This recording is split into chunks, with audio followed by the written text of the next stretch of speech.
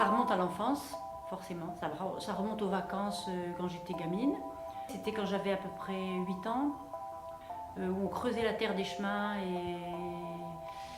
et après on en faisait de la gadoue, et puis après on faisait des cendriers, et après on faisait des châteaux, et on faisait des jardins.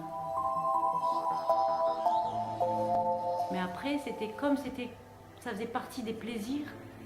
Je ne l'ai jamais associé au métier qu'on pouvait faire dans la vie, donc j'ai jamais pensé à faire de la poterie. Au départ, j'ai fait des études d'histoire de l'art que j'ai abandonnées au bout de 2 ans parce que c'était trop théorique et j'avais besoin de toucher de la matière et d'expérimenter. Il fallait que je choisisse quelque chose vite fait. Bon, qu'est-ce que je vais faire quand je serai grande? Bon, je vais faire potière.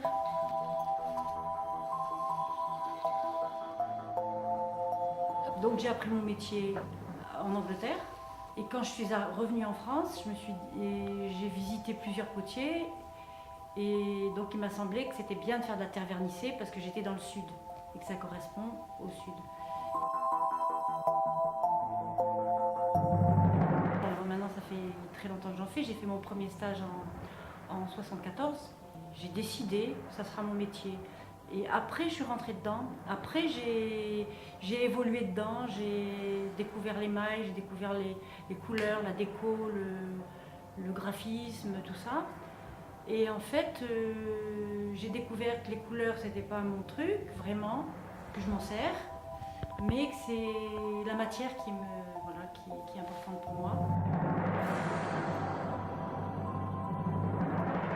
Et maintenant, j'utilise toutes les techniques que je mélange, c'est-à-dire le colombin, la plaque et le tour. C'est vrai que j'ai pas des formes très définies, j'ai des formes qui sont libres et pas très définies. Maintenant, il y a quelque chose en plus, c'est le côté peinture, le côté exprimé avec un dessin, ça commence à vouloir sortir un petit peu de moi.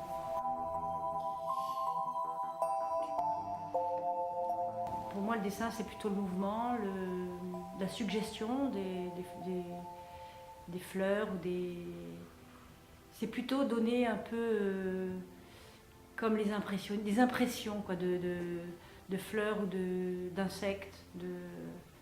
Voilà, j'aime bien les verts parce que c'est la nature, c'est le feuillage, c'est la dominance verte.